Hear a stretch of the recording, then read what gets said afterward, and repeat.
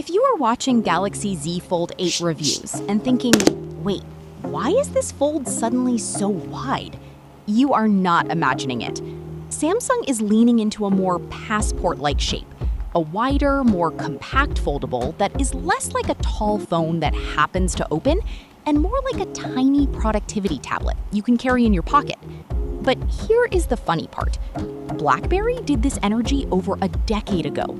Not with a hinge, not with flexible OLED, not with AI features or 7 cameras, with a square screen and one unbelievably clicky keyboard. This is the BlackBerry Passport, the weirdest phone in the room. The phone that looked like it was designed by someone who saw a real passport and said, yes, but can it send emails? It had a square 4.5-inch display, a wide body, and 3 rows of physical keys sitting right below the screen. And those keys? They were fantastic.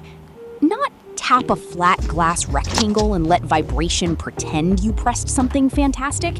Real keys. Chunky, sculpted, firm, mechanical feeling. The kind of keyboard that gave every sentence a tiny moment of drama. Click, click, click. Typing on the Passport felt deliberate. You were not just firing off messages, you were issuing correspondence. And this is the part that Fold 8 reviewers might appreciate. The Passport was all about reclaiming space for actual work. The current Fold 8 conversation is really about whether a wider format finally makes foldables more useful, easier reading, better multitasking, more natural document viewing, and less of that ultra-tall, narrow screen compromise. BlackBerry understood that philosophy early.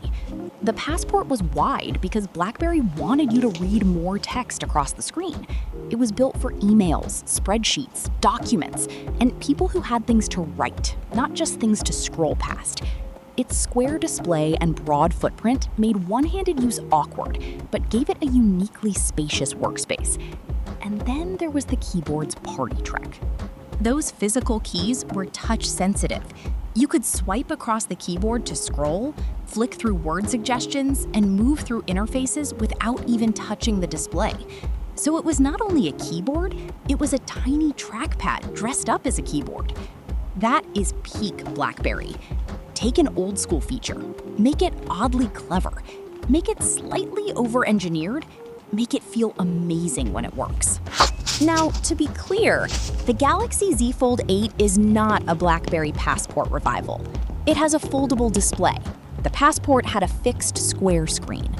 The Fold 8 can open into a larger workspace, while the Passport had to make its limited screen area count.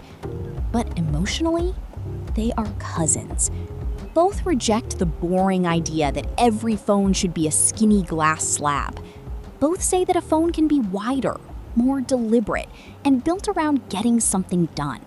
The Fold 8 does it with a hinge. The Passport did it with click, click, click. And maybe that is why I still love this thing. The BlackBerry Passport was not just a phone from another era. It was a weird little warning from the future. Stop making phones taller. Make them more useful.